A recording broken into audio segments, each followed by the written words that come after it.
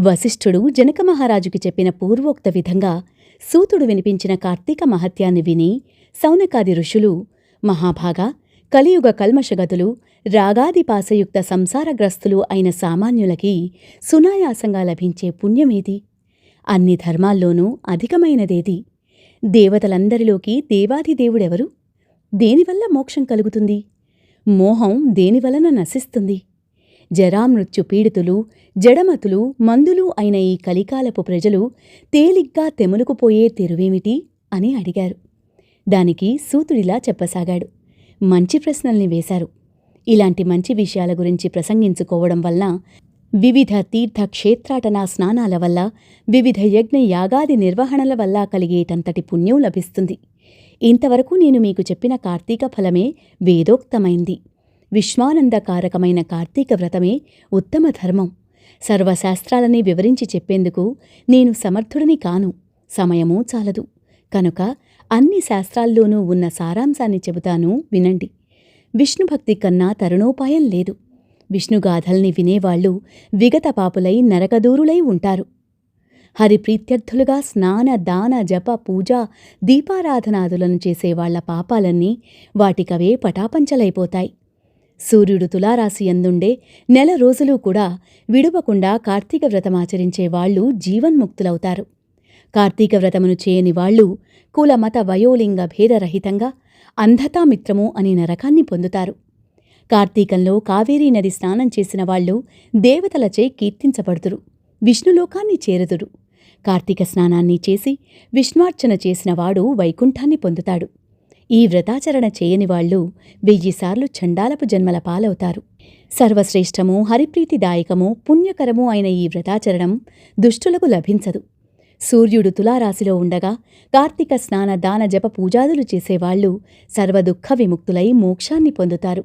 దీపారాధనం, ధన, ఫల, ధాన్య, గృహాది దానాలు అమిత పుణ్యఫలదాలు.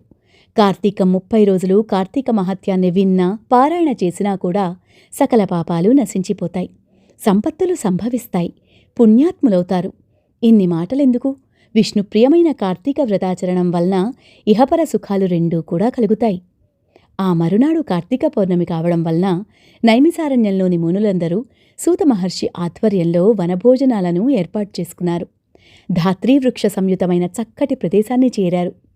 ఉసిరి చెట్టు కింద కార్తీక దామోదరునిగా ప్రఖ్యాతుడైన శ్రీహరి ప్రతిమని ఏర్పర్చారు. ఉసిరికలతో హరిని పూజించారు. అనంతరం గోవిందనామస్మరణతో వనభోజన సమారాధన నిర్వర్తించారు. తదనంతర వీధులన్నింటినీ నిర్వహించుకుని సాయంకాల సంధ్యావందనాలు పూర్తి చేసుకున్నవారై తులసీ బృందావనాన్ని ఏర్పరచుకున్నారు.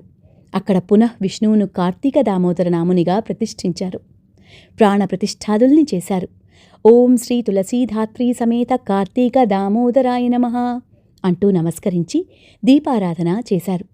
ధ్యానావాహన, ఆసన, ఆర్ఘ్య, పాద్య, ఆచమన, మధుపర్క, స్నాన, వస్త్ర, ఆభరణ, గంధ, పుష్పాక్షత, ధూపదీప నైవేద్యాదులు, పుష్పహారాలంకరణ, నమస్కారాలనే షోడశోపచారాలతోనూ పూజించారు.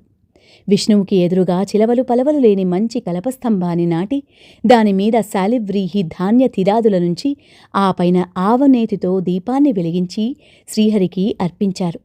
అనంతరం కార్తీక మాసాదిగా తాము చెప్పుకొనిన స్కాంద పురాణాంతర్గత విశేషాలను, సోమవార వ్రత, కార్తీక పౌర్ణమి స్నానాది పుణ్య సంచయ కథాస్వరూపాలైన తత్వనిష్టాపాఖ్యానము, శత్రుజిత్ చరితము, వనభోజన మహిమ, దేవదత్తోపాఖ్యానము, అజామిళోపాఖ్యానము, మందరోపాఖ్యానము, శృతకీర్త్యుపాఖ్యానము, అంబరీషోపాఖ్యానము మొదలైన వానిని పునః మననం చేసుకున్నారు.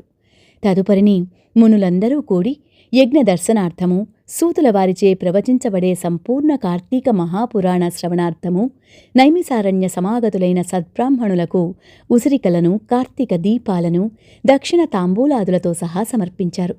ఆ రాత్రి కాలాతిక్రమణాన్ని కూడా లెక్క చేయకుండా హరినామ స్మరణలతో, సంకీర్తనతోనూ, నృత్యగాన ద్యూపచార సమర్పణలతోనూ గడిపిన వారై భక్తిపారవస్యంతో తన్మయులై జన్మ సాఫల్య సంతృప్తులయ్యారు సౌత సౌనకాది మునిప్రవరులు. పౌర్ణమి 15వ రోజు పారాయణం సమాప్తం.